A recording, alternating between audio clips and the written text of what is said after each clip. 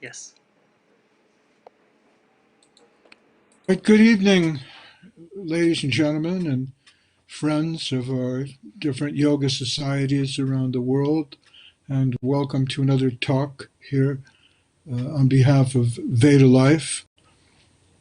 We're live, and I'm in Mexico. My name is Mahayogi, and I've been asked to give a little talk on guru, the nature of guru. What is a guru? Why do we need one? Who is a guru? Like that.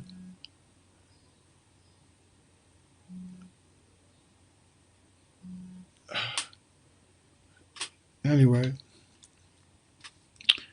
I'm looking at all these different technological things going on. I have my iPhone over here. There we are. I have my questions on my iPhone. So why do we need a guru? How important is he? And is it possible to make progress without a guru? That's my first question to talk about. So I'm told that many of you practice yoga and you're thinking about getting involved with a guru, and you want to know, what is that all about? My particular qualification is I've been studying yoga, Vedanta, Bhakti yoga in particular, since about 1976, formally. I was initiated formally by my guru, His Divine Grace A.C. Bhaktivedanta Swami Prabhupada, in 1976. But I did study before that. I found a copy of the Bhagavad Gita when I was about 15 years old. And I was very much interested in the sort of spiritual science that I discovered there. So later on, I went to Srila Prabhupada and I was accepted as his disciple. And he was very old at the time, about 76. He passed on. And about 5 years later, in 1981, I went to India and sought out His Divine Grace Bhakti Rakshak Sridhardev Goswami. And together with a friend of mine, we published some books of his teachings. This is one of them. This was published in the 1980s. It's called Sri Guru and His Grace. And I'll just read a little bit from the back cover. He makes an interesting point. He says, "To err is human. To err is inevitable for all, being not perfect. Still, no one wants to remain imperfect. There is an element within all of us, within every living human being, that tends toward perfection. If it were not so, we would feel no want at all. Our tendency towards perfection is certainly weak and limited. Otherwise, we could attain the goal at once. Our limited capacity and tendency for perfection makes room for the guide or guru." So it's a very powerful and interesting point. Human society is distinct from animal society. Aristotle said that we human beings are rational animals, but really we're much more than animals. The human society sometimes feels like it's an animal society, but we're very much different in a number of different senses. Animals, as far as we know, have not developed language, for example. You can tell your cat or your dog, I'm thinking we could have cereal on Friday and those special croquetas that you like on Sunday. But the dog or the cat doesn't hear any kind of time sequence. They can't make a plan days in advance. They just hear food. So animals have an ability to communicate, but they don't have language like we humans do. They can't explore ideas like the future or the past as profoundly, and certainly they don't have literature, culture. The cats did not invent the pyramids, but somehow human beings came to this point where we're capable of deeper more penetrating intellectual thought than any animals. So we certainly have an animal nature, but beyond that, the human soul is capable of climbing to spiritual heights, and this is not seen in the animals. The guru is an educator. He's a mentor. So if you think about education and how it starts, every child has a mother, and our mother teaches us language. Our mother and father, they teach us to walk, and they teach us to talk, and give us basic survival skills. So we know that fire is bad, water is good to drink, but don't drown. Later, we go to school, and we have formal teachers who really teach us language. If our mother taught us basic expressions, in school we learn to read and write, and we discover that there's a whole body of literature, a whole world of thought waiting for us to absorb.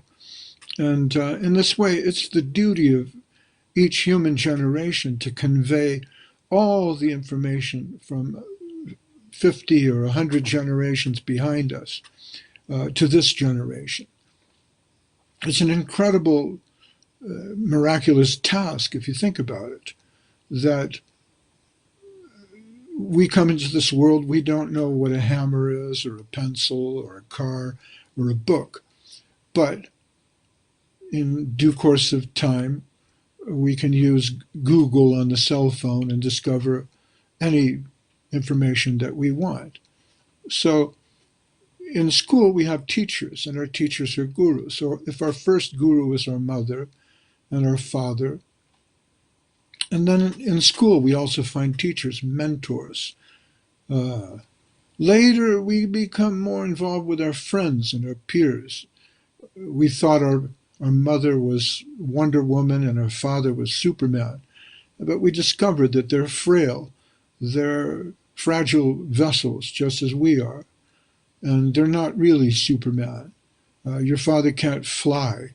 And we discover there is no Santa Claus. There's no magic kings. And we become disappointed and take shelter in our friends. So during our teenage years, we find that our friends become our gurus. They teach us what's cool, what's hot, and what's not. Our peers become our mentors. All this education prepares us for survival. And beyond that, a little bit, prepares us for living. It's curious if you think about it that dolphins, the moment they're born, they know how to swim. As soon as they emerge from their mother's womb, they can fly through the water. It takes them about 30 seconds to get it. The same with horses. Horses take a couple of minutes to get their legs up and without their running. Human beings, on the other hand, require 2 years of very careful nurturing before they can really begin to walk and talk. And after that, our education continues and continues into our teen years and beyond. But education is not really useful if its only purpose is to teach us how to eat and sleep, how to mate and defend. That may be adequate for the animals, but as I said before, humans are much more than animals, much more than rational animals. In fact, we're spiritual animals, and we're looking for something higher beyond the mere animal. So in the Vedanta, this is called atato brahmajigyasa, which means seek out spirit, seek out the spiritual nature within things. Find out what is eternal now that you have this human form of life. A lot of people discuss what the meaning of the word atato is. It means now. So now that you have this human form of life, don't be an animal. Animals live on violence and sex. Don't live on sex and violence. That's not who you are. Or food. Sex, violence, and food. And then sleep. This is a waste of your time. According to the principles of subjective evolution, a soul may pass through various different bodies over the course of reincarnation. So, if the soul is eternal, then the soul may go on in the cycle of birth and death before achieving the human form of life, the human body. The human form of life affords us a special vehicle by which we can seek out the higher truth. And that's what makes us uniquely human. So why not use the human form of life for something higher? But the problem is there are many different distractions in our search for truth. And many of these distractions have to do with our survival.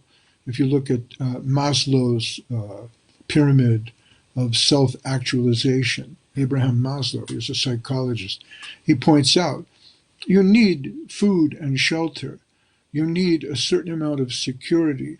You need a certain amount of love and emotional connection before you can expand into thinking about spiritual life. If you're worried about paying the rent, if you have an abusive family involved in intoxication and alcoholism, violent, abusive habits, it's very difficult to dedicate yourself to any sort of higher spiritual pursuit. So first you need to become a little bit balanced, harmonized. There are many different challenges on the path to spiritual life, as many of you will know if you've tried to practice yoga. Yoga gives us a particular sort of vision by which we can adjust ourselves within this world by understanding the nature of Atma, Dharma, karma, consciousness, Brahman, Paramatma, Bhagavan, all these different ideas. But to master the spiritual process is not easy. So you need help, as Srila Sridhar Maharaj pointed out in this book. So to err is human. We're not perfect. And yet there's something within us that seeks perfection. Now, if you want to become perfect at something, you need a teacher. And this is true across a wide variety of disciplines.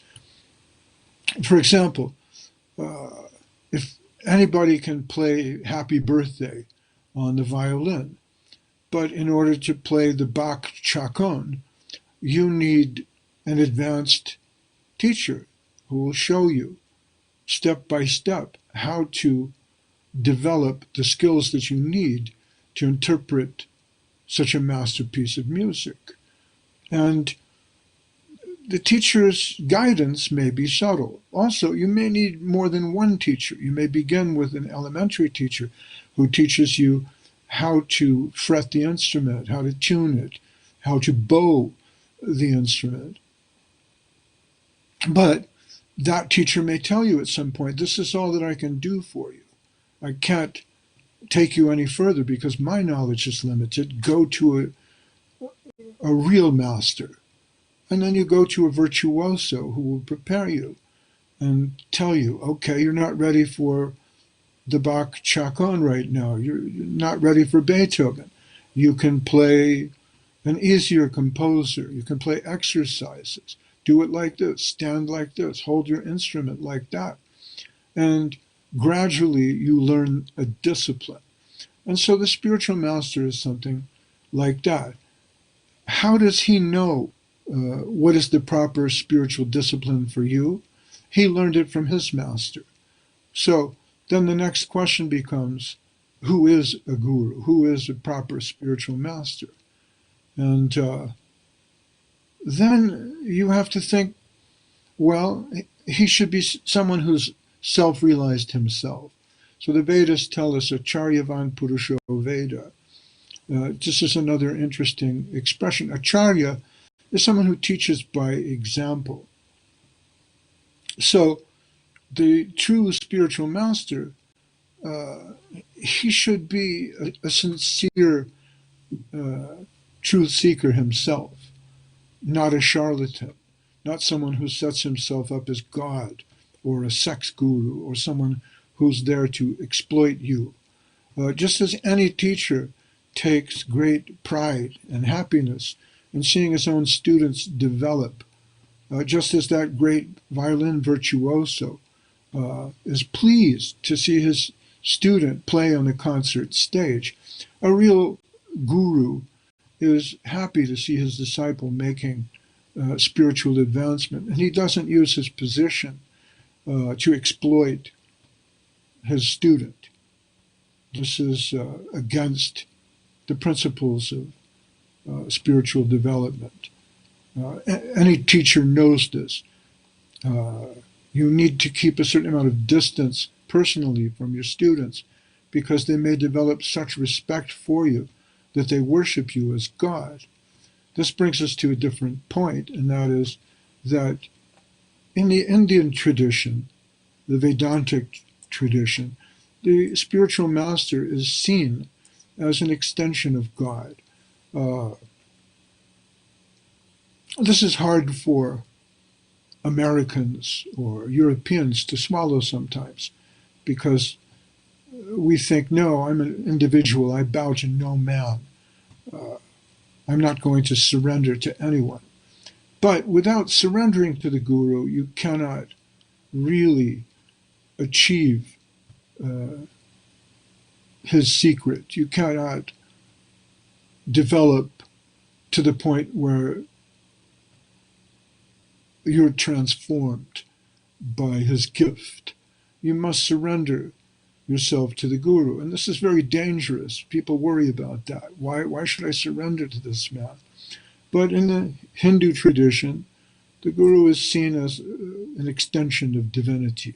It's said in the Srimad Bhagavatam, in the section where Krishna is instructing a friend of his, Uddhava, Acharya mam vijaniyan navamanyeta karhichit namartya budya suyeta sarvadeva mayo guru. Krishna says, you should be the teacher, the spiritual master.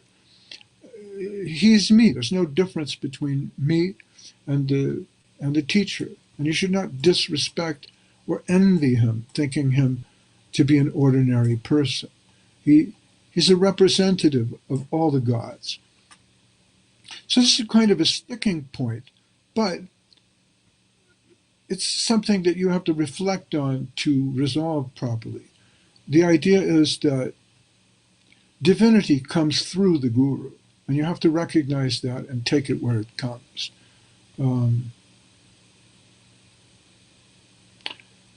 It doesn't mean that guru is God in the sense that he can move heaven and earth, he can make it rain, he can rain down fire on his enemies, he can predict what horse is going to win the race. This is a mistaken idea. But it means that there's a certain divine current that flows through the guru. And if you surrender to the guru and accept that, that current will transform your life. This is seen in early childhood when we surrender to the instructions of our mother, our father, our teachers, in order to learn. The greatest learning dysfunction is when you think you know everything and then you can't be taught.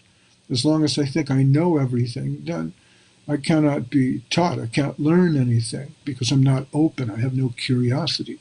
So I have to surrender. I have to say, all right, as Krishna and Arjuna on the battlefield of Kurukshetra, Arjuna looks out at the war field and he sees thousands of warriors armed against him, and they're all his family members and friends because it's a civil war. And he turns to Krishna and he says, I can't do this. What do I do? Help me. And I accept you as my guru and my authority. Please instruct me. And the need that Arjuna has within him is what sets up the Bhagavad Gita. Krishna speaks the Bhagavad Gita because he sees, okay, Arjuna is in a position now where he can hear this. So one of the most difficult things that we face, Srila Sridhar Maharaj used to call it increasing your negative tendency, developing the kind of curiosity, the kind of need that we're ready for instruction. This is true of any student, anywhere, in any educational system. I told the story the other day on my other talk of the piano teacher and the $5 and $10 student. A student arrives to see the piano teacher, and he's just finishing up his lesson with another student. And he turns to him and he says, that'll be $5. And the boy gives him $5 and goes. And the new student comes in and sits down. And the teacher asks him, do you have any experience? And he says, oh, yes, sure. I've been playing the piano for 10 years. I'm just here so that you can, fine-tune what I already know. And the teacher says, oh, okay. Maybe I can help you. It's going to be $10 an hour. And the student says, well, wait a minute. You just collected $5 from the student who came in before me. Why do I have to pay $10? And the teacher tells him, well, first I have to unteach you, and then I can teach you. So it's going to cost you double.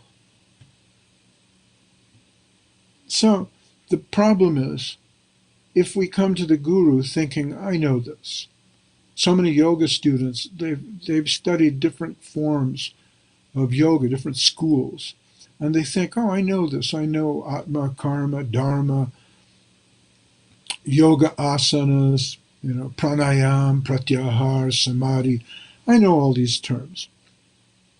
But your knowledge is not really sufficient. You need help and guidance from someone who is really a deep spiritual adept. And in so many cases, people who give yoga classes are really interested in trying to make a living and pay the rent and teach you a few asanas to help the flexibility in your back. But they're not probing the spiritual reality that can be afforded through a real understanding of yoga vision. They're not helping you to develop an understanding of reality. And this is a problem.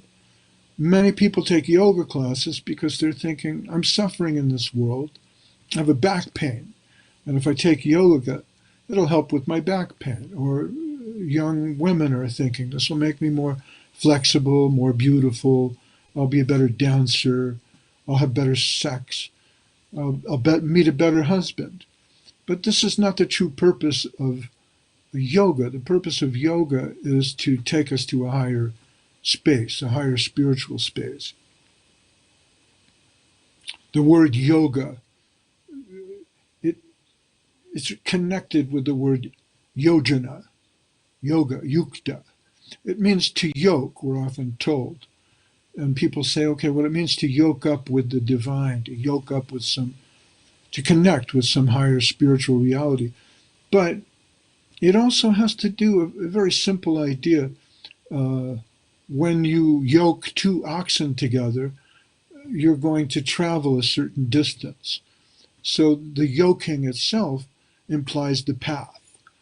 So yoga also means the path. But the path towards what?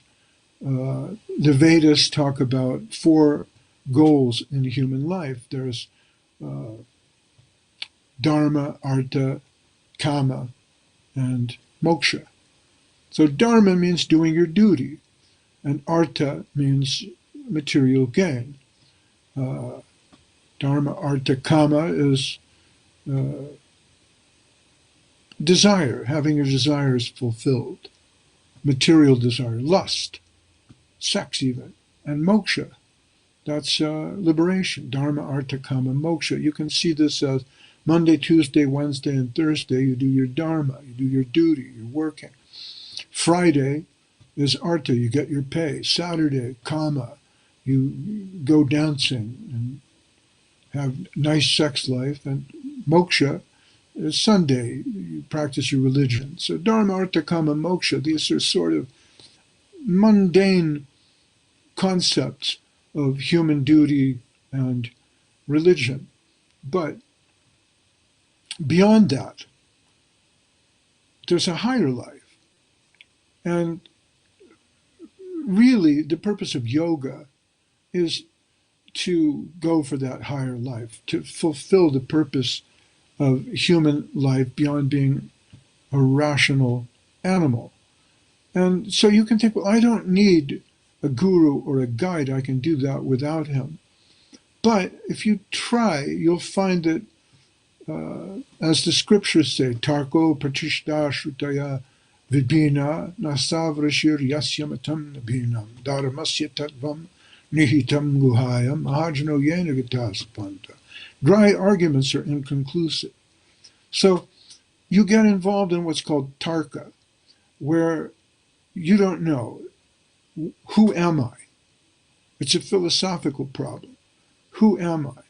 Is this world real? What is matter? And you can sit and talk with a physicist, a philosopher, a religionist, a theologist, and a yogi, and you'll get all these different kinds of answers. So the Shastra, the Vedas, this is from the Bhagavatam, tell us, dry arguments are inconclusive. So you argue your point, I argue my point, and then somebody says, oh, both sides, let's split it down the middle. You say the sky is blue, I say the sky is green, and somebody says, well, split the difference, we'll call it red. But this is not truth. If I tell you the coronavirus is harmful, and you say, no, it isn't, and then I say, well, okay, let's split the difference. We'll compromise. Maybe it is and maybe it isn't. We don't get anywhere. So it says dry arguments are inconclusive. A great personality whose opinion doesn't differ from others isn't considered a great sage. Just by studying the Vedas, you can't come to the point. Shrutaya Vibhina. You may study the Shruti, but the Shruti has different points of view everywhere. Somewhere in the Shruti it tells you work hard and make money. Somewhere else it tells you renounce the world. So the solid truth of religious principles is hidden in the heart of an unadulterated, self-realized person. Right? Dharmasya tattvam nihitam guhayam. Guhayam means in the heart of a realized person. So mahajano yenagata sapanta. You have to look to those who are more developed than you, and these are saintly persons and developed spiritual people, and see, well, what do they know, right? Maybe I can learn something. Maybe I don't know everything. And this leads us more closely into the heart of the argument. Well, then who is a guru, right? Rupa Goswami says, Vacho Vegam Manasa Krodha Vegam. Jiva Vegam Udarapasta Vegam Etan Vegan Yo Vishaheta Dira Sarvam Apimam Pritivim Sashishat.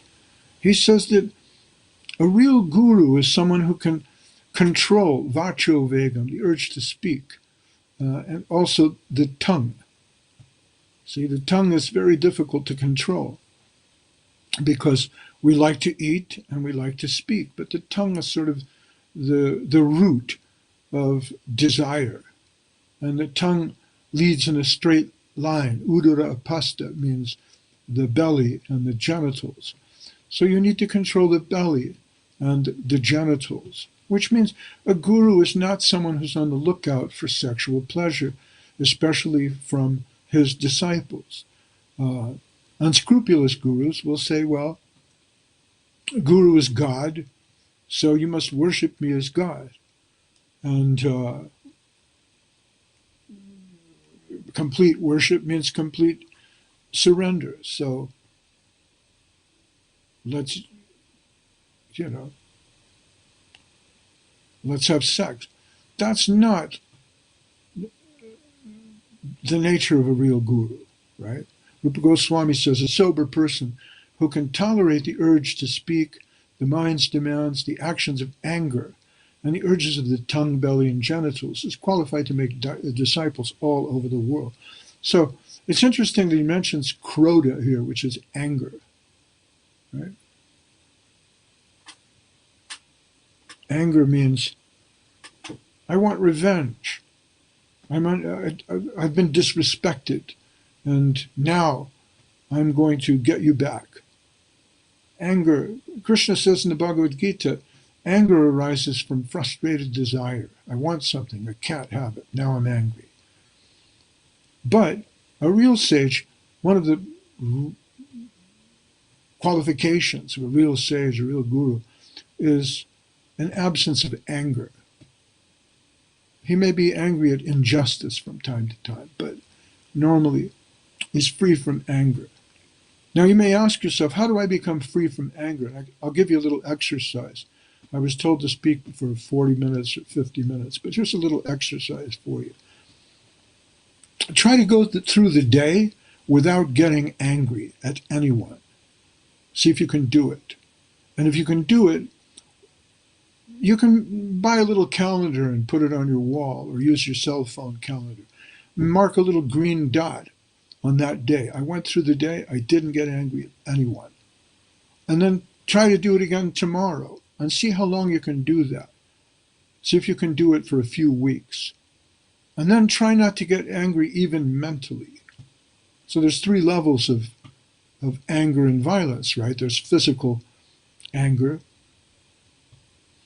Then there's verbal anger, where we express ourselves in a violent way to others, using bad language or abusing others. And then there's mental anger. So try to free yourself from these 3 things. See how far you can get, right? Anyways, a real guru does not have these sorts of negative qualities, right? What are the positive qualities of a guru? He's fixed in the truth. He's developed his spiritual knowledge through submission and surrender to his own guru, through study and through practice. And I'm running out of time here, so it's important for me to mention that this particular line that I'm involved with is called Bhakti Yoga. And the idea of bhakti is to try to develop a loving relationship with God. Now, God is infinite. But if he is infinite, that means he can appear to this world. He can make himself known. The perfect is not perfect if he cannot assert himself or help others.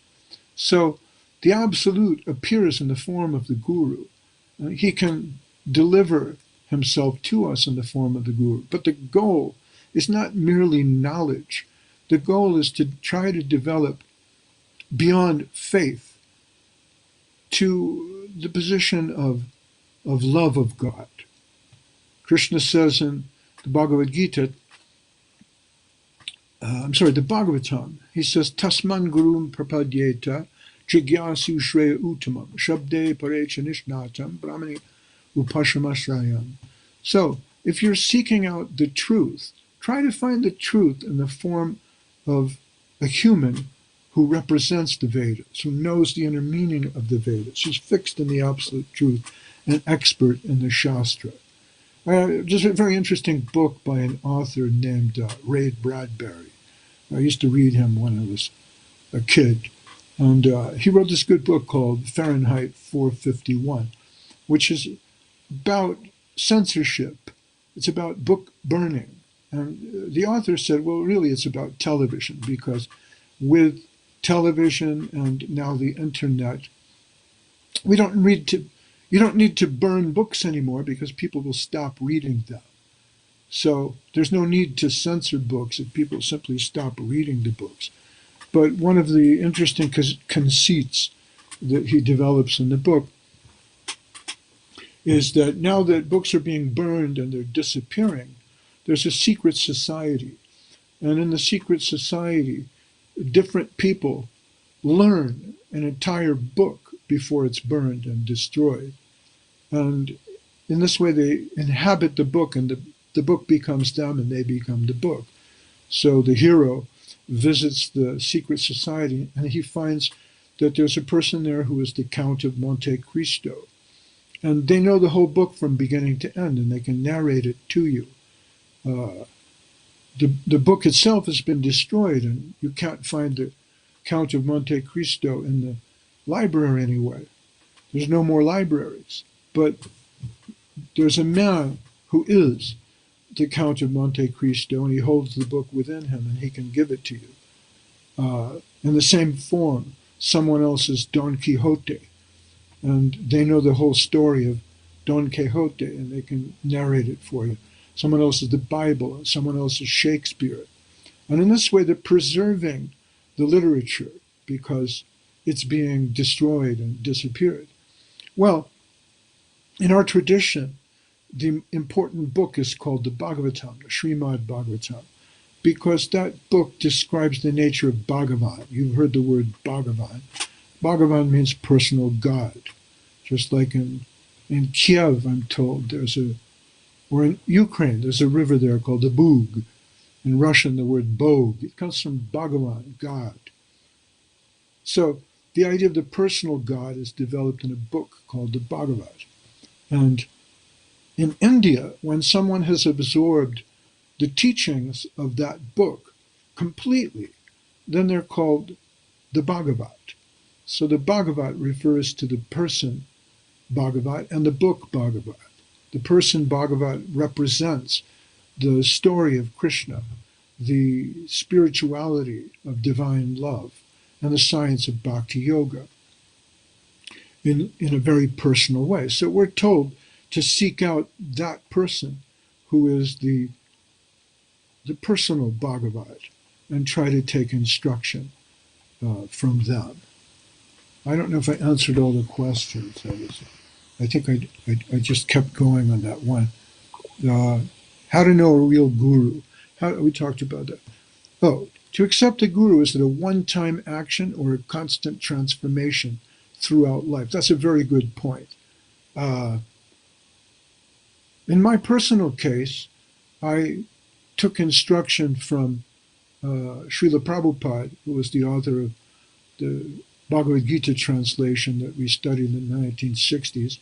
And then later, I took initiation from and studied under Bhakti Rakshak Sridhardev Goswami. And when he passed away, his disciple, Bhakti Sundar Govinda Maharaj, was in charge of the Chaitanya Saraswat Mat there in India. And I did my best to follow him as far as possible, but it's not always easy to live in India, and my fortune took me here to Mexico. But I continue staying in contact with my spiritual friends and spiritual god brothers, because Sangha is another important principle. There's Guru, Sadhu, and Shastra, but there's also Sangha. So Guru is your preceptor. Let's say that you studied with a great master violinist of all time, and he taught you to play Bach and Beethoven, but now he's gone. So what do? You can listen to recordings, you can discuss with your contemporaries, and you can try to remember what he taught you. And so now, at the end of my life, I'm in my 60s, that's the position that I'm in. It's more difficult for me to take instruction from a younger person, just because of the fact that I mentioned before. We think we know things, and then it becomes more difficult for us to learn new things from younger people. But I'm always trying to stay in the loop. So, yeah, it's a question of constant transformation throughout life. It doesn't mean that you have to go and physically initiate yourself with a new guru every 3 or 4 years, but try to incorporate his teachings into your life as best you can. And it says, how will a person's life change after he meets a teacher? Well, different teachers give us different things. If we're open, if we surrender, and if we accept and practice the teachings of a true spiritual mentor, we should be able to progress along the path and realize ourselves as spiritual energies subject to a higher power. Ramanujacharya gives the example of the sun and the sunshine. It's not that it's all one and all spiritual energy is equal. There's the energetic or the Purush, which is the origin of energy, God himself, Bhagavan. And then there's the individual Shakti of that, the Jiva souls, the Atmas who emanate from the spiritual sky, if you like, the Brahmajyoti. We're involved in this material world in a mystic way that's difficult to unravel. But as we develop spiritual knowledge, as we develop in devotion, we should be able to come more closely in contact with our own inner nature and realize ourselves as eternal servants of Bhagavan, of Sri Krishna. So if life is a search for perfection, and if that perfection culminates not in spiritual knowledge but in divine love, then the Guru should help us on the path towards developing bhakti.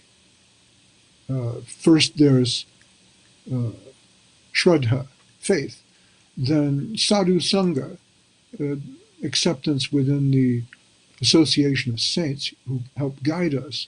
And that Sangha culminates in initiation by the Guru. It doesn't really culminate there, it begins with initiation, that's why it's initial. Initiation really sets you on the path. And as you develop, then you may find yourself gradually increasing your faith to the point where it becomes bhava, and then prema, which is divine love. And I think that's all the time that we have. I was told 30, I think. I don't know if it's 30 or 40 minutes.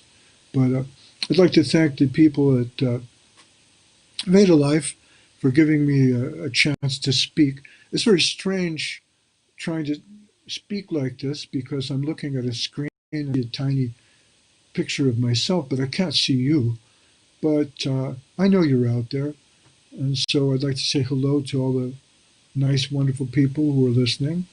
And we hope maybe you profited somehow from my reflection on the nature of Guru. I am not in a position to be Guru, but if you're sincere and look deeply within yourself, and at the same time search, the Guru will make himself known to you, and that will certainly help you on your path, I hope. And so big shout out to the folks at Veda Life. Thank you very much. Hare Krishna, Hare Bol, Gaura Premanandi. And unless there's any questions, that's kind of the end of my talk here.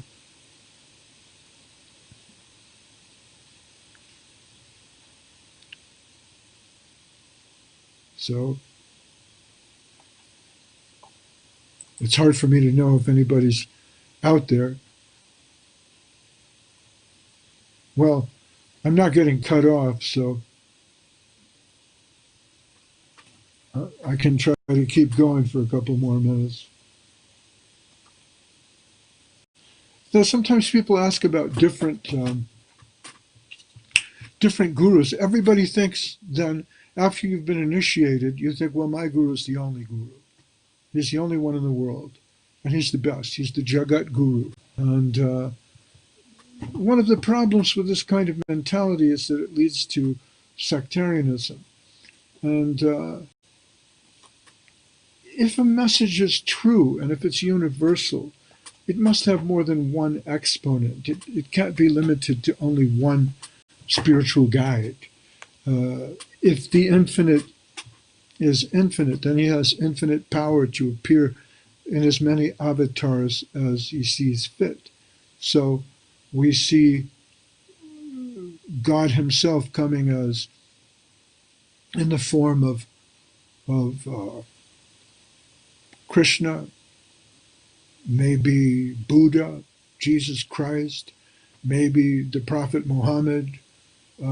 Every 500 years or so, there's a new avatar. There's a different avatar.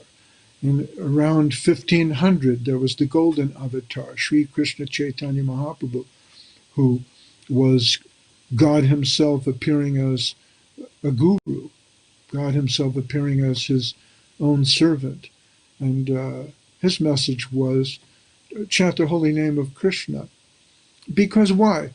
In these days, it's very difficult to create a structure like a temple, or even an ashram to bring people together. The easy way to do bhajan in this age is nam bhajan, which is to take the holy name. And so it's especially recommended to take the holy name of Krishna. And I'll give you the mantra as it was given me. And this mantra is for everybody. It's very simple. It goes like this. Hare Krishna, Hare Krishna, Krishna Krishna, Hare Hare. Hare Rama, Hare Rama, Rama Rama, Hare Hare. So it's symmetrical. It has two parts. One part is Hare Krishna, the next part is Hare Rama. So listen again. Hare Krishna, Krishna Krishna, Hare Hare. The second part. Hare Rama, Rama Rama, Hare Hare. So you can practice this mantra. You can find it online. There's lots of people who practice this. The idea is Hare represents the divine energy of Bhagavan Sri Krishna. And Krishna, well, it's Krishna himself. The divine energy of Krishna takes a female form, just like the yin-yang principle, or positive and negative in electricity.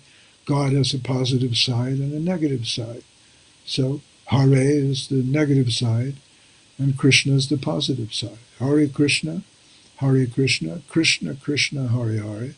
Hare Rama, Rama Rama, Hare Hare.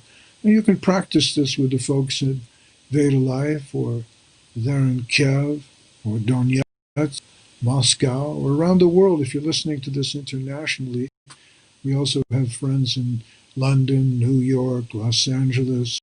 I'm here in Mexico, in San Miguel de Allende. My name is Mahayogi. And we put up a little link on the right side of your screen, which is a link to my blog. It's http://mexpostfacto.com. No, at Blogspot, I'm sorry. At blogspot.com, that's it. Mexpostfact at blogspot.com. So you can check out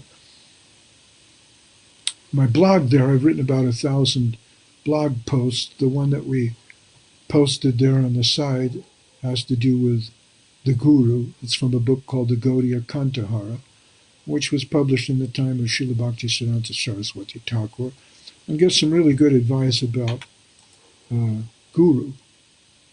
For example, it says, Upaniya tuya shishyam Veda madhya payadvija sankalpam sarahasyam cha dhammacharyam prakachute. An acharya is not one who only confers the sacred thread. He trains his disciples in sacrifice and teaches them the confidential meaning of the Vedas. Such a spiritual master is an acharya.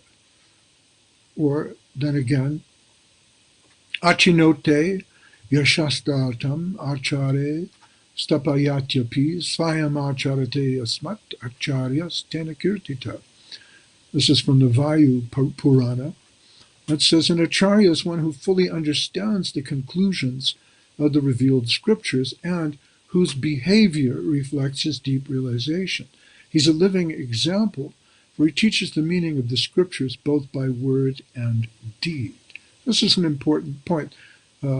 Another word for guru is acharya. Achar means action. So someone who teaches through action is an acharya. And not everybody can do that. Some people understand the inner nature of the scripture. They have a very good idea of theory, but they may be weak in practice. Others may have very good practice. They follow all the rules and regulations perfectly, but they may not understand the inner meaning of the practice. But someone who understands both theory and practice is an acharya, which is a teaching guru.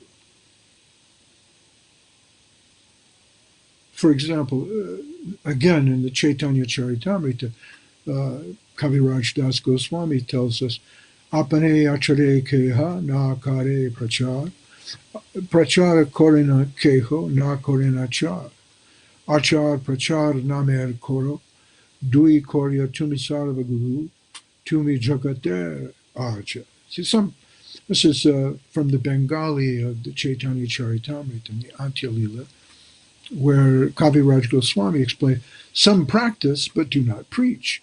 Others preach but do not practice. But one who is perfect both in preaching, precept, and practice is the guru of the entire universe.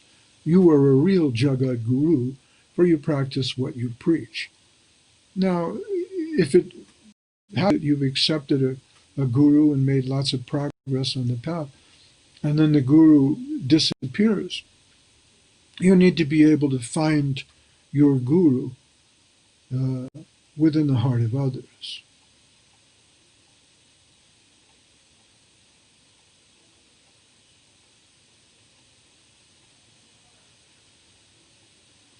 So then again it's said in the Bhagavatam, Naivo payanti apachitam kavayas tavesha Brahmayushapi kutam ridha muda smaranta yontar bahis tanubritam ashubam vidum van acharya chaita vapusha svagatim vyanakti. O my Lord, transcendental poets and experts in spiritual science cannot fully express their indebtedness to you. And he's talking about the Guru. Even if he had the lifetime of Brahma, for you appear in two features, externally as the Acharya and internally as the Supersoul. Talking about Paramatma, Bhagavan as the Guru. To deliver the conditioned souls by revealing to them your devotional service and teaching them how to approach you on the path of pure love. So, then there's this lovely verse in Sanskrit that the devotees like. Om Ajnana Timarandasya Gyananjana Shalakaya Chakshur Unmilitam Jena Tasmai Shri Gurave Namaha. I was born in the darkest ignorance, but my spiritual master opened my eyes with the salve of transcendental knowledge. I offer my humble obeisances unto him. Then, of course, there's the song by Narottam Das Thakur, where he says, Shri Guru Charana Padma Kevala Bhakti Sadma Bandhu Mui Savadhanamate. He says the lotus feet of the spiritual master are the only way we can attain pure devotional service. I bow down to his lotus feet with great awe and reverence. By his mercy one can cross the ocean of material suffering and obtain the mercy of Krishna.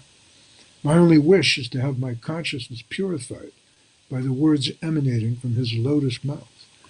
Attachment to his lotus feet is the perfection that fulfills all desires. He opens my darkened eyes and fills my heart with transcendental knowledge. He is my Lord, birth after birth. From him, ecstatic prema emanates, By him, ignorance is destroyed. The Vedic scriptures sing of his character. Our spiritual master is the ocean of mercy, the friend of the poor, Lord and master of the devotees. O Master, be merciful to me. Give me the shade of your lotus feet. Your fame is spread all over the three worlds. So I'd like to dedicate this talk to my spiritual master, Bhakti Rakshak Sridhar Dev Goswami Maharaj, who taught me how to think and how to think deeply on these different matters. And I'd like to dedicate this talk also to my friend, Bhakti Bimala Avadut Maharaj, and another great friend of mine, Bhakti Sudhir Goswami Maharaj, as well as the devotees there in Kiev. So that was almost an hour. I can continue if we're still on the air, but I don't know if I'm still on the air.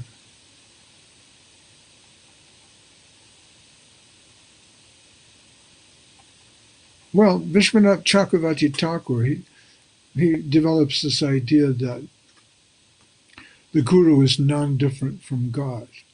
So in a very broad sense, whenever we can get a taste of divine knowledge from someone, that person can be considered as our teacher, as our guru. So if my guru, for example, he said with Chaitanya Mahaprabhu, Trinadapi Sunichena Tararapi Suhishnuna Amanina Manadena Kirtaniya Sudahari, you're qualified to always vibrate the holy name of God when you're humble and tolerant. And you should be humble as a blade of grass and tolerant as a tree. And if you can realize that level of humility and tolerance, you have no problem always remembering God. So, my what if I'm in a big hurry and I'm in a public place, getting on a bus or in the supermarket, and I'm in a hurry and pushing, and someone turns around and says, hey, be humble, be tolerant. I can think, wow, my guru is speaking through that man, through that woman. And in that case, in a sense, they're my guru. So you need to be prepared to see the guru everywhere, wherever he may appear, and to recognize, oh, this is the guru principle, because that principle is divine. So Vishwanath Chakravarti Thakur, he says, Sakshadarit Vina Samasta Shastriya Uktais Tata Bhavyata Eva Shadbi Kintu Prabhoya Priya Vitasya Vande Guru Shri Charanarvindam. He says that all the Shastras, Samasta Shastra, Ukta, they all say that the Guru is Sakshat Darit. He should be honored as much as Krishna himself, because he's the dearmost servant of the Supreme Personality of Godhead. I offer my respectful obeisances unto the lotus feet of such a spiritual master. So we should be prepared to see the spiritual master as divinity, even while we understand that he is a vessel, the divine message is passing through him. We need to respect the teacher where he appears.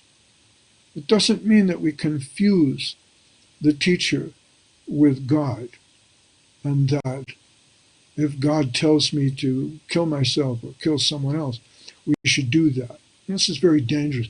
And in the West, of course, the press and the media, they like to paint gurus as dangerous, because you're giving up your independence and you're surrendering to someone else. But a real guru should teach you how to interpret the Shastra for yourself, how to be a more perfect person yourself, not to simply become a clone or a robot or someone who's dependent absolutely on the guru. That kind of a guru is not a real guru. It says here in the Bhagavatam, we've got Gurur nasasyat svajano nasasyat pita nasasyat janani nasasyat daivam natatsyan napatish trasasyan namochadyat samupetam rityum. Someone who bills himself as a teacher, but who cannot deliver his dependents from repeated birth and death, someone who can't save his family or his students, should not become a guru, a relative, a father, mother, demigod, or even a husband. Under normal circumstances, one's own father and mother are worshipable, but in every species one gets a father and a mother. It's much rarer to get the human form of life and Guru and Krishna, because the spiritual master can bestow prema bhakti on those who have attained his mercy. So a real guru, he's, in a sense, he's the best father, he's the best mother, and he's the best friend.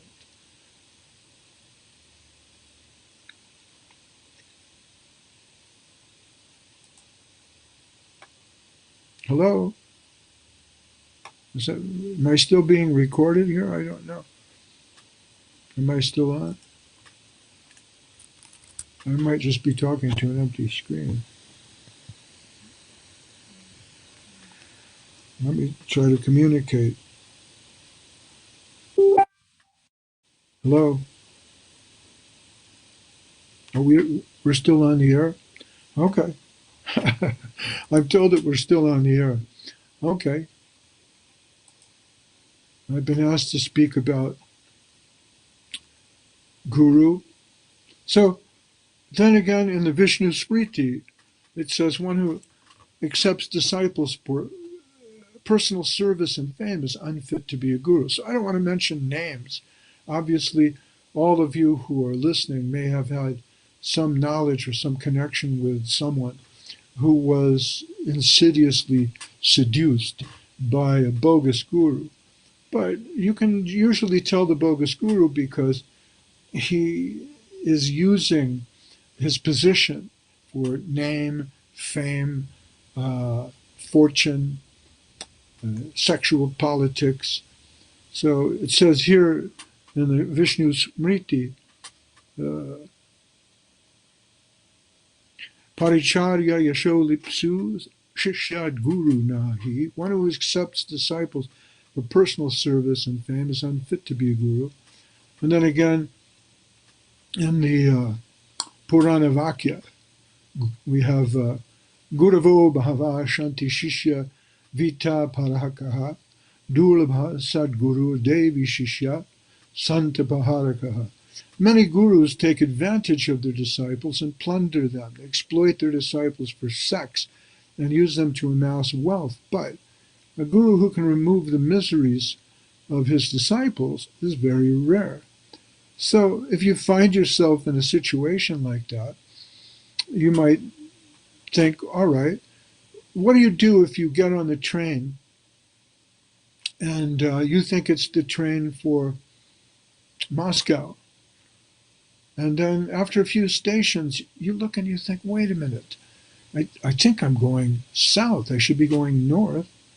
And you check the names of the stations just to be sure.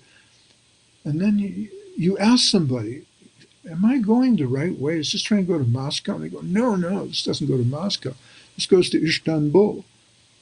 Well, you can stay on the train forever, or you can say, wait a minute, I'm going the wrong way. That's very difficult to admit that we're going the wrong way. But you can bite the bullet, as they say, and say, all right, I'm going the wrong way. I should turn around. You get off the train at the next stop and you try to find another train that's going in the right direction. So there's an injunction here to abandon a bogus guru from this is the Udyoga Parva of the Mahabharata, where it says, Guror apyavaliptasya karyakaryam ajanata utpatta pratipanasya tyabo vidite. A guru who's addicted to sensual pleasure and polluted by vice, who's ignorant and has no power to discriminate between right and wrong, who is not a path of Shuddha Bhakti, must be abandoned. So if the guru is abusing his disciples, then he should be left behind. Another from the Hari Bhakti Vilas of Sanatana Goswami, Snehad va lovato vapi yo griniya dikshaya tasmin guru sasajye tad devatas shapa apate. This is from Sanatana Goswami. He says, if a guru, disrespecting the standard for giving diksha, gives the mantra to his disciple out of greed or mundane affection, he's cursed by the gods along with that disciple. One who assumes the dress and position of an acharya, who speaks against the conclusions of Srimad Bhagavatam and other scriptures, or performs kirtan opposed to the proper glorification of Sri Krishna, certainly goes to hell for countless lifetimes, along with his disciples and whoever else hears such non-devotional talk in kirtan. So there's all these different injunctions to avoid or give up the association of gurus who are exploitative. On the other hand, it's very dangerous for ordinary devotees to judge people. It's very easy to emit a judgment. We see somebody doing something and we think, well, that's astric, right? Someone is eating a tomato on Ekadashi, and we know, well, tomatoes have seeds, and you're not supposed to eat seeds on Ekadashi, so that man is going to hell. It's very difficult to make these kind of judgments, especially in Kali Yuga, which is an age of corruption. So instead of judging the corruption of others, we should be very careful to avoid insulting those who preach the glories of Krishna consciousness, because we can contaminate our own consciousness that way, and then we won't be able to take the holy name. Now, some of you who are listening to me talk here, I'm just sort of droning on because I was told to do a 40-minute talk, and now I'm giving a 50, 60, 70-minute talk. We're still on the air. But I'm reading these quotes from my blog. And I'm blogging at mexpostfact.blogspot.com. And now I'm reading to you a little bit from a book that was published during the lifetime of Srila Bhaktisiddhanta Saraswati Thakur called the Gaudiya Kantahara. And the first chapter in this is the Guru Tattva. The Gaudiya Kantahara, it means the necklace of jewels worn at the throat of the Gaudiya Vaishnavas. So this line of Bhakti Yoga is the line of Gaudiya Vaishnavism that was especially promoted about 150 years ago by Bhaktivinoda Thakur, and especially also by his disciple, Srila Bhaktisiddhanta Saraswati Thakur. And he published this book with the idea that those who were following his line would have an easy scriptural reference to be able to discuss different principles. So the first principle he mentions is that of accepting a guru who comes in the disciplic succession. Tad viganartam sagurum evabhigachat samitpani shrotriyam brahmanishtam. One who wants to know the absolute truth scientifically must approach a bona fide spiritual master and offer him everything required for sacrifice. Such a spiritual master must be fixed in the truth.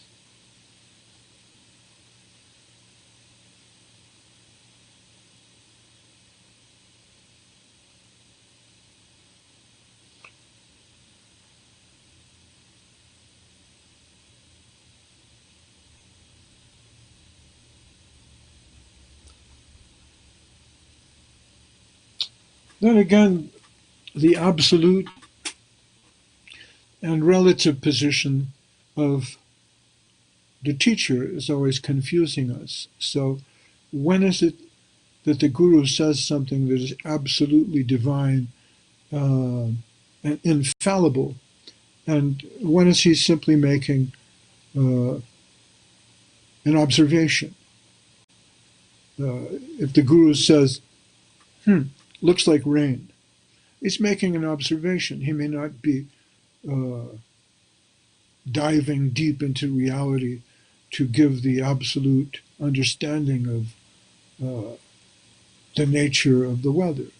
He may just be looking at the sky and thinking, it's kind of cloudy. Maybe it will rain. We must afford the Guru this kind of latitude as well. If he says, the soul is eternal, I heard it from my Guru, it's in the Shastra, believe it, it's real, then you can think, well, this is a divine instruction. If he says, you need to take out the garbage in the morning, then that's more of a local command. What happens 20 years later when the Guru's not here and I'm living in a different country and the garbage doesn't come in the morning?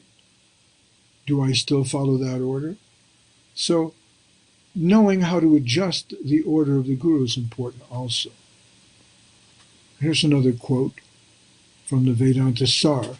Janana maranari samsaranala santaptit deepta sar jala rashim iva upahara panishrotriyam brahmanishtam gurum upashvitya tam anusarati. So that shrotriyam brahmanishtam gurum, that means that the Guru is fixed up in spiritual science, shrotriyam, by hearing. So it's just as a person whose head is of fire runs towards water, one burning from the fire of material existence of birth, death, old age, and disease, must run to a Guru for relief. So that gets back to there's an interesting sermon called the Fire Sermon that was given by the Buddha. And we're not in the line of the Buddha, but Buddha, he's heavy. He said a lot of interesting things. So one of his famous sermons is called the Fire Sermon, where he says, consider your position. You're on fire. Your eyes are on fire with the beauty of this world. You're attracted to the objects of the senses. Your skin is on fire. You're attracted to sexual pleasure, sensual pleasure, feelings. But all these things are burning. You're burning in the material world. This world is going to burn up. Everything in it will burn up. Right now there's a comet flashing across the sky. I don't know if you can see that in Moscow, but it's burning through the sky. But the sun one day will burn up. The entire universe will burn up. Everything will burn up. It's temporal. So if the soul is eternal, what are you doing in this temporal world? Why are you so addicted to it? Why are you so absolutely attached to the objects of the senses that you let your eyes burn and your flesh burn? You need to think about an exit plan.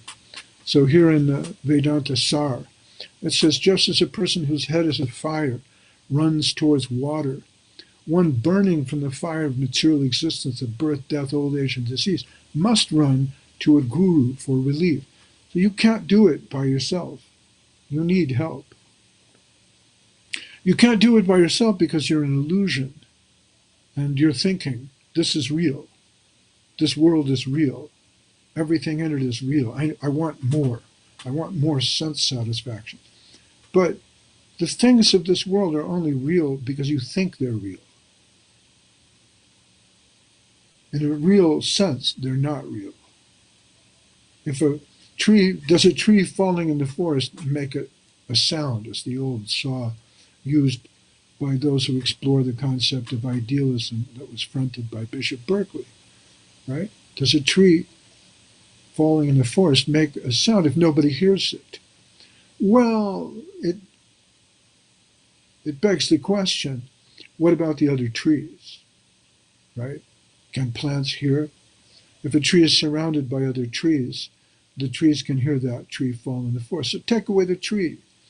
If a tree falls in the desert, does it make a sound? Well, what if we visit that tree 1,000 years later when the wood is rotted into dust and it was blown away by the sand? Did the tree really ever exist? So what is existence? What is temporal existence? How do you know it's real? These questions, they seem very academic if I tell this to you in the light of day. But what about at night when your eyes are closed and you dream? Is that real? What is the nature of reality? Who can guide us on the path of understanding what is true reality? If the soul is eternal, it means it transcends this temporal world, which in a very real sense can't exist because it disappears, just like that tree in the dust in the desert. My body is not going to be here 1,000 years from now. It won't be here 20 years from now, maybe. But what about the soul? So then you can say, well, I don't know if I believe in the soul. It's not a question of belief. Atma is real. Atma, in Indian philosophy, nobody debates the question of whether or not the soul is real. That's a Western problem. In Indian philosophy, it's taken to be self-evident. Everybody knows, I am who I am, I'm here. Like Popeye the Sailor Man. I am who I am, that's all what I am. I'm Popeye the Sailor Man.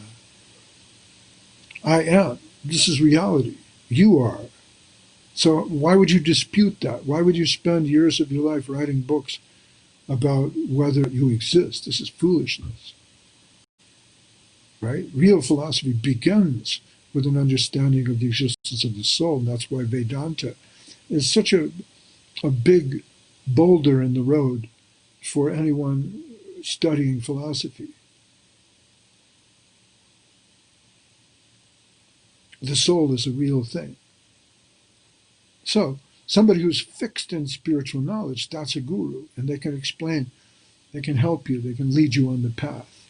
So, approaching a guru means going to him and surrendering and saying, you know what, I'm confused. I don't really understand all this. Help me.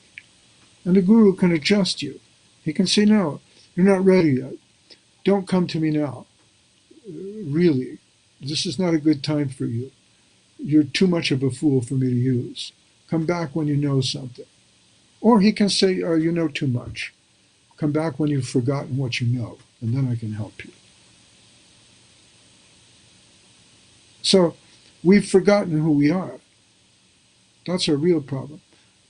In Christian philosophy, we're made to believe that we only have one life. You only have one choice, and that's this life. And if you don't choose properly, the merciful God will send you to eternal hell. Well, that doesn't make any sense. If God exists, and if he's merciful, why would he send me to an eternal hell? What kind of mercy is that? There's no mercy there. How could I only have one life? If the soul is eternal, the soul is eternal.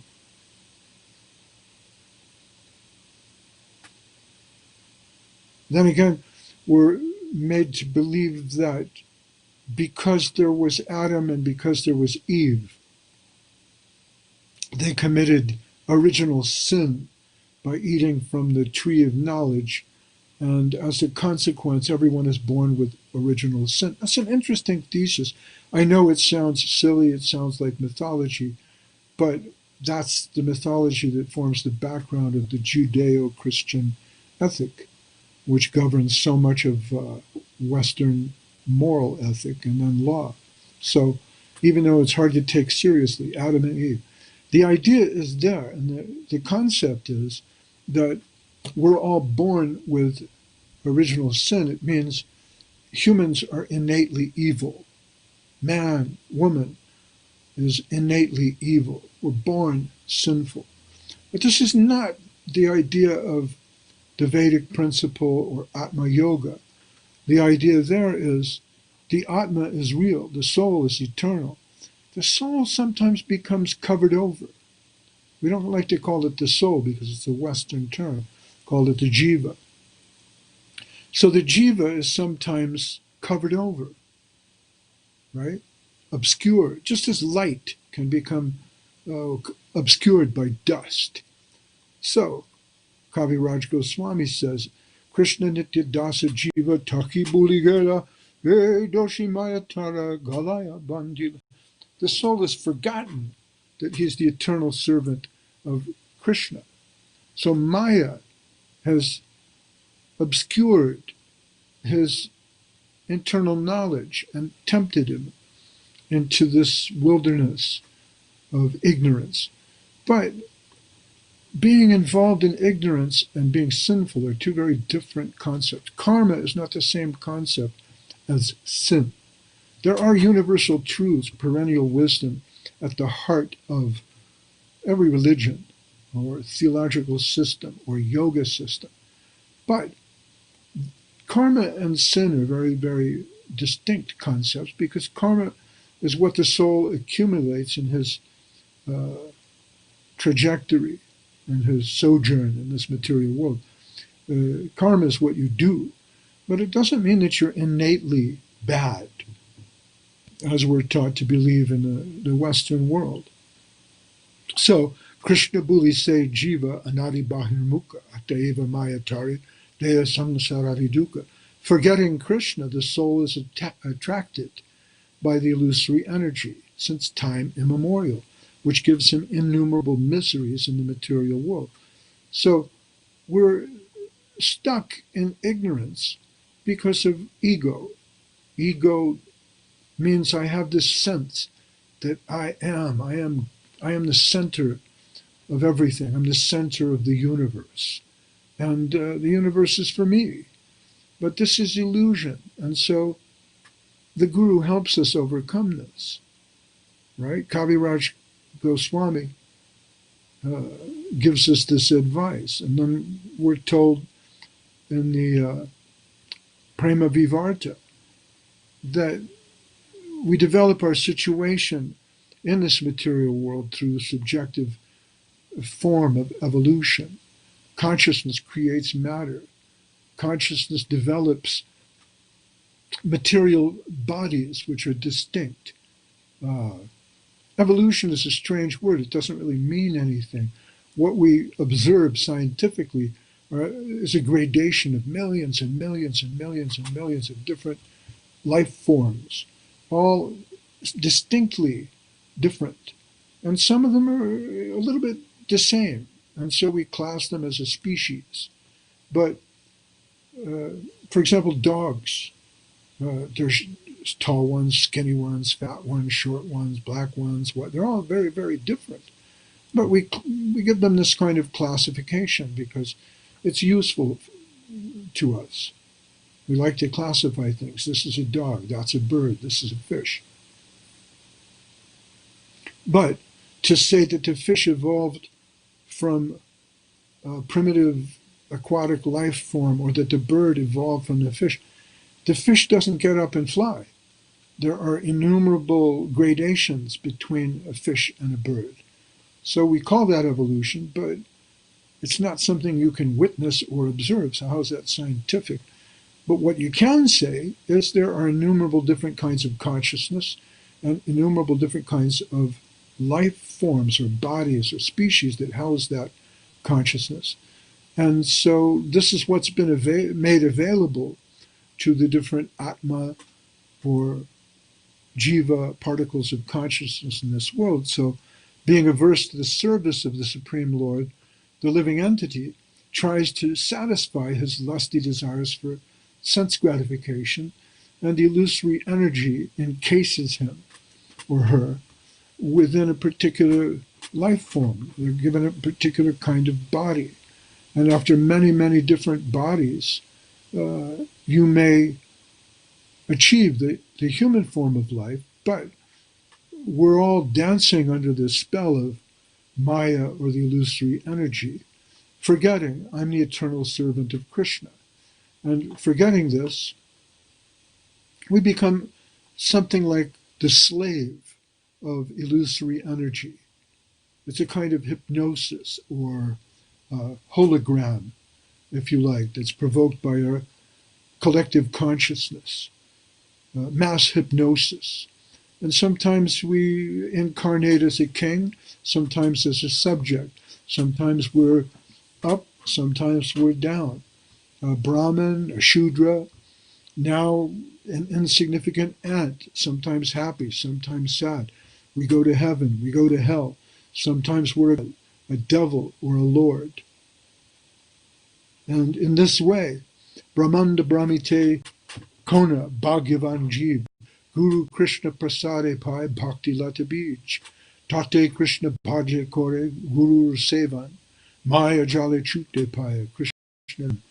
In this way, wandering through the universe in different life forms, we may be fortunate enough to get the human form of life, and by the mercy of Krishna, a very lucky spirit soul comes in connection with a bona fide spiritual master. And by the mercy of that spiritual master, we get the Bhakti Lata Bija, which means the seed of divine love and dedication. And if that seed is correctly planted in our heart and nourished with the water of the spiritual master, then we can become free from this illusory world of Maya and return to a position at the lotus feet of the Lord. So, in the Bhavarta Deepika, the Mangala Stotram, we find Mukam Karati Vachalam Pangum Langayate Girim Yat Kripatamaham Bande Paramananda Madhavam. As he can make a blind man see, he can make a lame man walk. I offer my respectful obeisances unto Lord Madhava, who is Paramananda, transcendental bliss personified, ecstasy personified, the very avatar of ecstasy, because through the mercy that he gives us by granting us the spiritual master, the guru, a dumb man can speak eloquent words of poetry. A blind man can see the stars, and a lame man can cross over mountains. So, the Katha Upanishad tells us, Shravanaya pibahubir, yona labhya shrinvanto pibahavo navidyu, ascharyo sya vakta kushlo se, labda ascharyo gyata kushala nushitaha. Many people cannot hear about the soul. So, in many different cultures, we're not interested in any sort of spiritual life. We're only interested in working, making money, having a good sex life, having children, family. The family is the most important. We love the family. We love our mommy and our daddy. And we work hard and get a house. And then go into old age and our children care for us. And this is our idea of life and happiness. But we're not interested in the soul. We never hear about it. That describes many different cultures, but this is really barbarism. This is animal life. There's something higher than that, we're told by India. So many people, they don't even hear about the soul. And then there are those who, they hear about the soul, but they think, well, this is all woo-woo. This is magical thinking. The soul doesn't exist. It can't exist. It's a fiction. There's only matter. There's only physical reality. Anything else is just a lie, like Santa Claus or unicorns or the tooth fairy. Others, they hear about the soul and they don't have a guru. They can't go any further or any deeper. Maybe they have an intimation that the soul exists. It's very hard to find a guru who's a genuine seer of the truth. A qualified guru is a great soul and a rare gift. Only those who follow his teachings can realize the truth and become expert in the science of God. And such disciples also are very rare. Oh, I was thinking, sometimes people say, well, how can you know if someone is a bona fide guru? Well, a very good way to know is look at his disciples, look at the students. Again, if we go back to the violin teacher, I like to use that example. You look at a violin teacher and you're not sure. He's old. Maybe he doesn't play as quickly as he once did. And you think, I don't know, can he teach me Beethoven? Can he teach me Bach? But you go to his disciples and you see, okay, play something for me. And wow, they can do it. They're all virtuosos. You look at the disciples of Joshua Heifetz, for example. Itzhak Perlman was a virtuoso disciple of his. Then you can begin to believe, all right, well, if the disciples are virtuosos, then the teacher must be pretty good. So if you're in doubt about a particular guru, take a look at his disciples and see, do they have the qualities that you're interested in acquiring? Do these disciples act in a godly way? Do they seem to have realized anything? Or are they simply fools? Because if the disciples are fools, then you're wasting your time.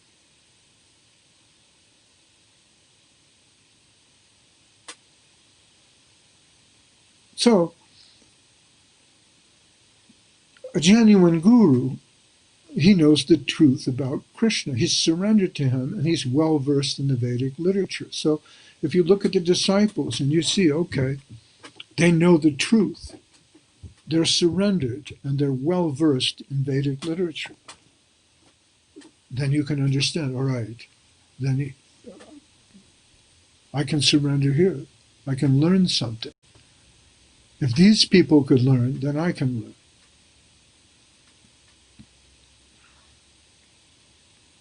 Tasmad gurum prapadyeta jigyasu shreya uttamam shabde parecha nishnatam brahmani upashamashrayam. One who is searching for the ultimate truth must surrender to a guru who knows the inner meaning of the Vedas, is fixed in the absolute truth, and is expert in the Shastra.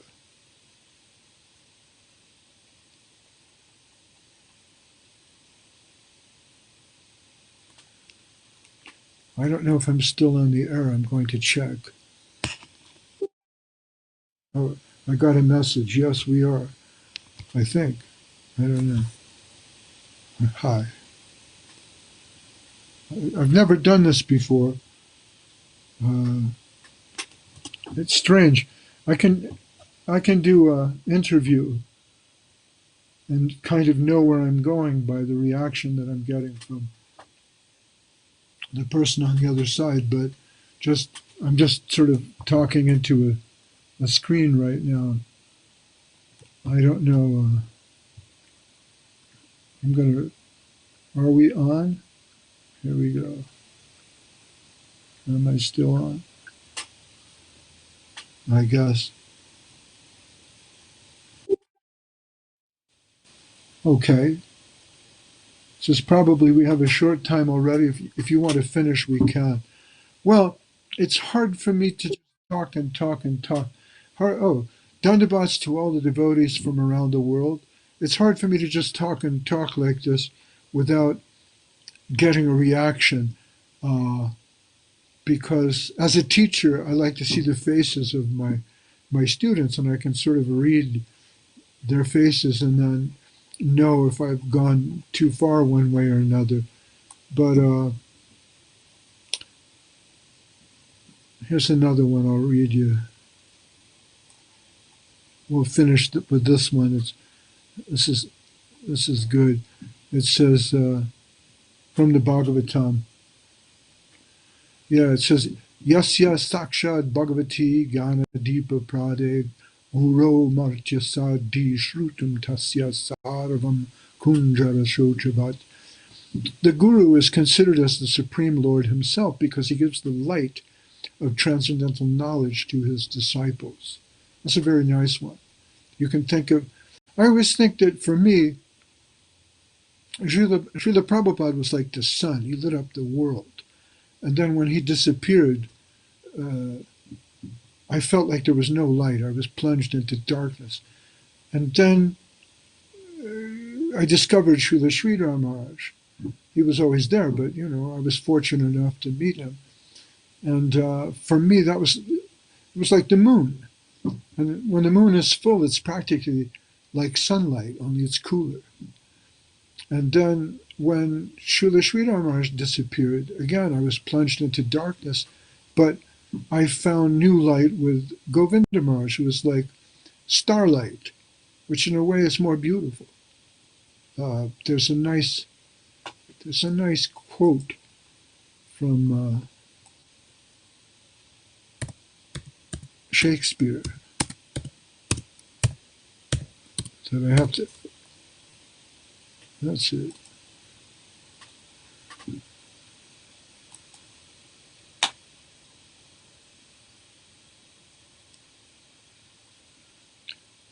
There's a nice quote from Shakespeare.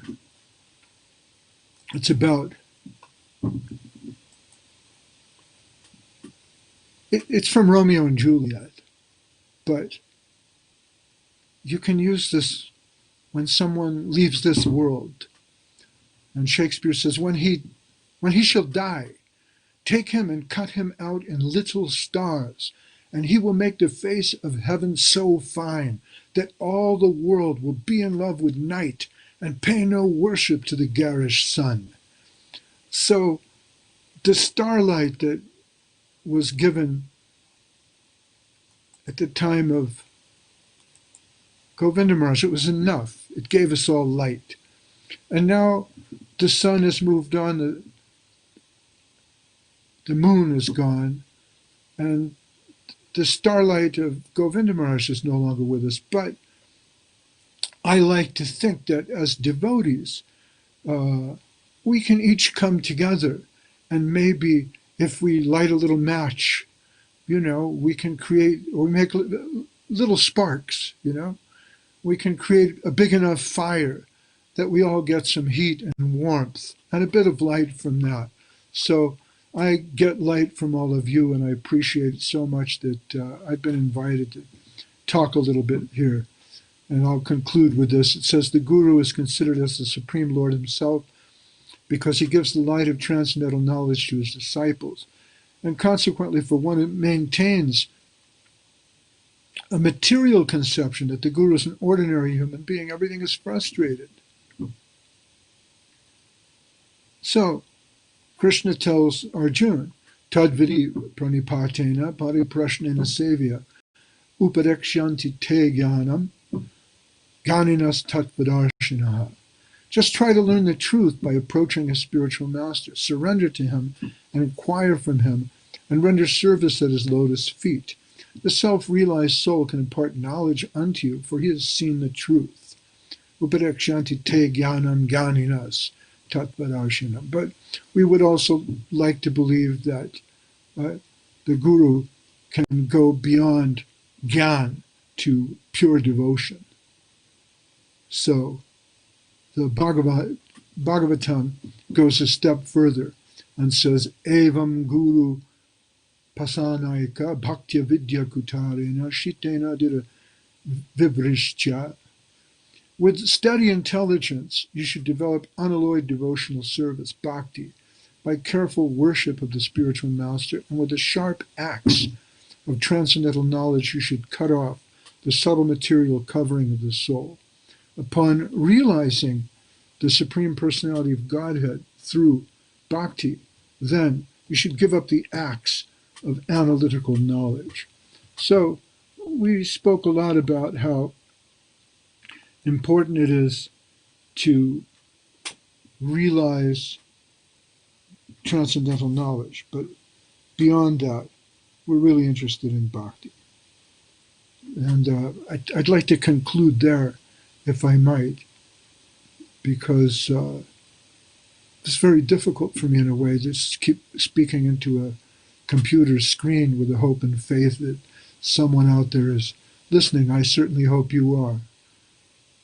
So I will say, Omagana Timrandasya Gananjana Shalakaya Chakshur Militam Jena Tasmai Shri Gurave Namaha Vanchakapatarubyascha Vipasindubhyevacha Patitanam Pavanabhyo Vaishnavabhyo Namo Namaha. And I'd like to end.